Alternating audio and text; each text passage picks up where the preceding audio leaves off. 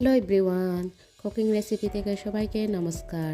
আজকে আপনাদের সাথে শেয়ার করতে যাচ্ছি আলু দিয়ে মুরগির মাংসের রেসিপি। প্রথমে নিয়ে নিচ্ছি আলুগুলা ভালোভাবে পরিষ্কার করে ধুয়ে শত শত করে কাটতে হবে। এরপরে চুলায় পাতিলা বসিয়ে আলুগুলাকে সিদ্ধ করতে দিয়ে দিচ্ছি আলুগুলা। এরপরে দিয়ে দিচ্ছি পরিমাণ মতো পানি, তারপর পাতিলার ঢাকনা দিয়ে দিব। 6 থেকে 10 মিনিট পর আলুগুলা সিদ্ধ হয়ে যাবে।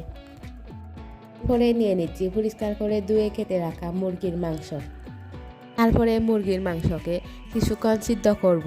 যেহেতু ফার্মের মুরগি, সেই জন্য একটু করে সিদ্ধ করলে ভালো। সিদ্ধ করার সময় দিয়ে দিতে হবে একটু করে হলুদ। তারপরে ঢাকনা দিয়ে 9 থেকে 10 মিনিট সিদ্ধ করলে হয়ে যাবে। 9 থেকে 10 মিনিট সিদ্ধ করার পর দেখবেন মুরগির মাংসের সুন্দর একটা কালার চলে আসছে। এখানে নিয়ে নিছি সিদ্ধ করা মুরগির মাংস, তারপরে নিয়ে নিছি সিদ্ধ করা আলু। এখানে রেডি করে রাখছি বেটে রাখা মরিচ, বেটে রাখা রসুন এবং কেটে রাখা পেঁয়াজ। গুলা রেডি করার পর চুলায় পাতিলা বসিয়ে দিব। চুলায় পানি শুকানোর পর দিয়ে দিব পরিমাণ মতো তেল। আপনারা এখানে যে কোনো ধরনের তেল ইউজ করতে পারবেন। যতক্ষণ পর্যন্ত গরম না হয় ততক্ষণ পর্যন্ত অপেক্ষা করতে হবে।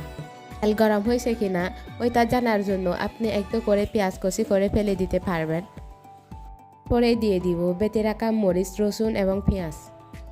তারপরে দিয়ে দিব পরিমাণ মতো হলুদ এবং পরিমাণ মতো লবণ। তারপরে সবগুলা ভালোভাবে মিক্স করতে হবে, যাতে করে সব উপকরণ ভালোভাবে মিক্সড হয়। দেখে রাখার 2 থেকে 3 মিনিট পরে উল্টায় দেখব। এরপরে আবারও ভালোভাবে মিক্স করাই দিব, যাতে করে পাতিলার সাথে পুড়ে না যায়। বেশিক্ষণ রাখলে কিন্তু পুড়ে যাবে, তাই 2 থেকে 3 মিনিট রাখাই ভালো। পরে দিতে হবে সিদ্ধ করে রাখা আলু এবং সিদ্ধ করে রাখা মুরগির মাংস।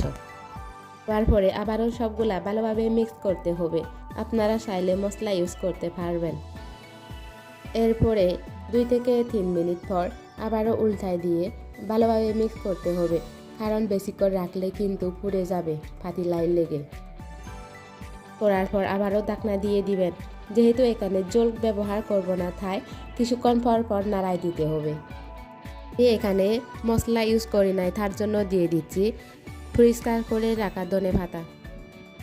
ধনিয়া পাতার সাথে আবারও ভালোভাবে মিক্স করতে হবে। এরপরে ঢাকনা দিয়ে দিতে হবে। মিক্স করার পর 15 থেকে 20 মিনিট পর দেখবেন হয়ে গেছে আপনার সুস্বাদু রেসিপি। যদি কেউ জল খেতে চায় তাহলে আপনারা জল দিয়ে দিতে পারবেন। আমি এখানে জল দিই নাই। এরকম করে আপনারা একবার হলেও ট্রাই করে দেখতে পারবেন। এভাবে প্রতিদিন নতুন নতুন রেসিপি পেতে আমার চ্যানেলটিকে সাবস্ক্রাইব করতে ভুলবেন না। সবাইকে অসংখ্য ধন্যবাদ।